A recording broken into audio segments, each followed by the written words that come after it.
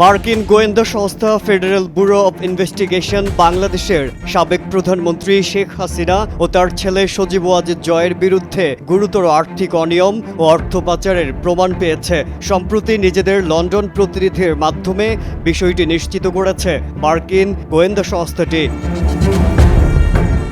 জানা গেছে, special agent লাভ প্রিভোটের সঙ্গে যোগাযোগ করেন যুক্তরাষ্ট্রের ডিপার্টমেন্ট অব জাস্টিসের senior trial attorney Linda Samuels. তিনি দেখতে পান বাংলাদেশ থেকে বিভিন্ন মার্কিন ব্যাংক অ্যাকাউন্টে $300 মিলিয়ন পাচার হয়েছে।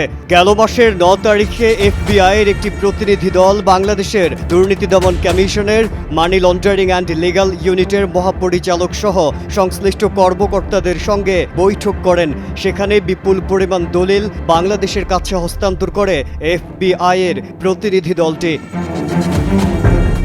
দুদক কর্মকর্তারা জানিয়েছেন, গেল মাসের 1 তারিখে বাংলাদেশে ইইউ ডেলিগেশনের head of cooperation Michal Krejza নেতৃত্বে 3 সদস্যের একটি প্রতিনিধি দল তৎকালীন দুদক চেয়ারম্যান মোহাম্মদ মঈনুদ্দিন আবদুল্লাহর সঙ্গে সাক্ষাৎ করেন। সাক্ষাতে পাচার হওয়া তহবিল প্রত্যাবাসন ও কমিশনের পরিচালন সক্ষমতা বাড়াতে কারিগরি সহায়তা নিয়ে আলোচনা করা হয়েছে। তারা আরও জানায়, 2014 সালে যুক্তরাষ্ট্র বনাম রিজভী আহমেদের মামলায় সজীব ওয়াজেদ জয়ের নাম প্রথম নজরে আসে। এফবিআইয়ের তদন্তে জয়ের গুরুতর আর্থিক অসদাচরণের বিষয়টি উঠে আসে। বিশেষত জয়ের নামে হংকং এবং কেমন দ্বীপপুঞ্জের বিভিন্ন ব্যাংক অ্যাকাউন্ট ব্যবহার করে নিউ ইয়র্ক, ওয়াশিংটন ডিসি এবং লন্ডন ব্যাংকে অর্থ স্থানান্তরিত করার তথ্য সামনে এসেছে। জানা যায়, কেমন আইল্যান্ড ও হংকংয়ের শেল কোম্পানির মাধ্যমে যুক্তরাষ্ট্রের বিভিন্ন ব্যাংকে বাংলাদেশ থেকে $30 কোটি জমা হয়েছে। দুদক চেয়ারম্যান মোহাম্মদ আব্দুল মোমেন সাংবাদিকদের জানান, এই ঘটনা অনেকাংশেই সত্য। ভবিষ্যতে আরও সুনির্দিষ্ট তথ্য পেতে পারি। এ বিষয়ে পরবর্তীতে বিস্তারিত জানানোর কথা বলেন দুদক চেয়ারম্যান।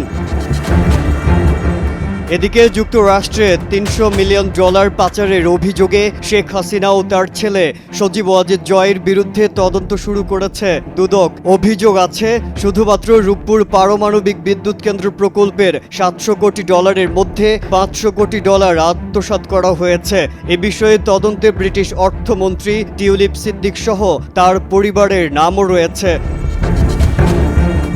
আরও অভিযোগ আছে, 2013 সালে রাশিয়ার সঙ্গে বাংলাদেশে একটি পারমাণবিক বিদ্যুৎ কেন্দ্র ও অস্ত্র সরবরাহের একটি চুক্তির মধ্যস্থতা করেছিলেন টিউলিপ। সেখান থেকে বিপুল পরিমাণ অর্থ আত্মসাৎ করা হয়েছিল।